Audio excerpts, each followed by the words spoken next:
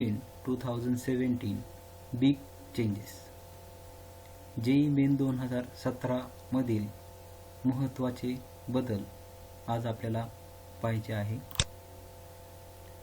The ministry of human resource development government of India has notified following two changes in the JEE pattern for 2017. First, there shall be no weightage for the 12th class mark in calculating the ranks in the JEE main examination.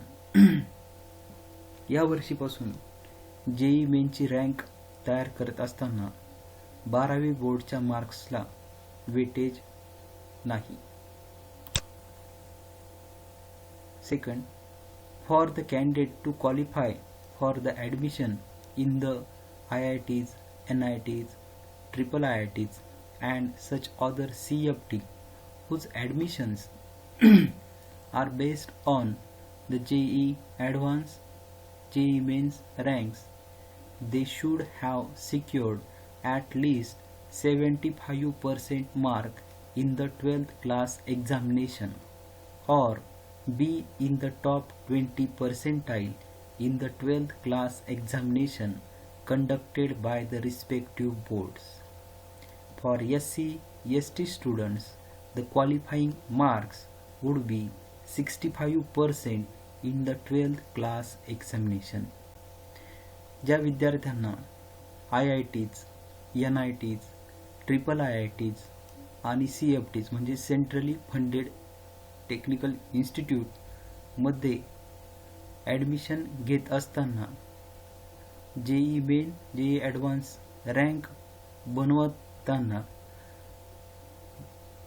12वी मध्ये 75% marks म्हणजेच 75% marks मिळवावे लागणार आहे. तसेच top 20 percentile मध्ये यावं लागणार आहे. त्यानंतर जी SC ST कॅन्डिडेट आहेत त्यांना 12वी बोर्ड परीक्षेमध्ये 65% मार्क्स मिळवावे लागणार आहे. यावर्षी जेई मेन 2017 मध्ये झालेला हा एक आणखी महत्त्वाचा बदल. All the Indian citizen candidates should possess Aadhaar card issued by UIDAI at the time of filling application form of JEE Main 2017. The candidate will have to enter their Aadhaar number, name, date of birth and gender, which will be validated with the UIDAI's data. In case this particular do not match, the candidates will not be able to fill the application form for JEE Main 2017.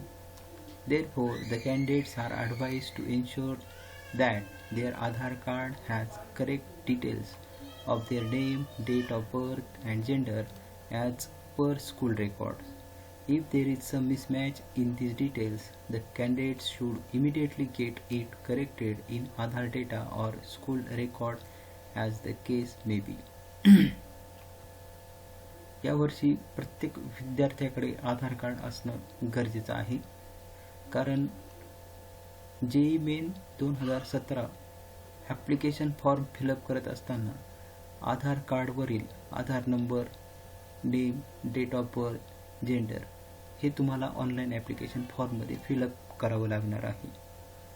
यदाकदाचित काही विद्यार्थ्यांकडनं जर आधार कार्डवरील माहिती आणि त्यांनी online application फॉर्ममध्ये fill up केलेली माहिती जर mismatch होत असेल किंवा आधार कार्डवरील माहिती जर चुकीची असेल तर विद्यार्थ्यांनी ती लवकरात लवकर करेक्ट करून घ्यायची.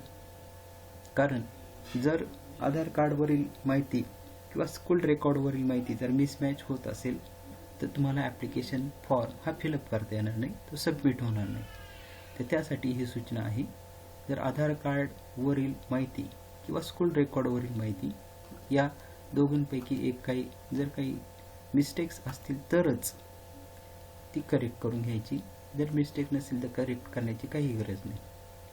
Process will start from 1 December 2016 onward.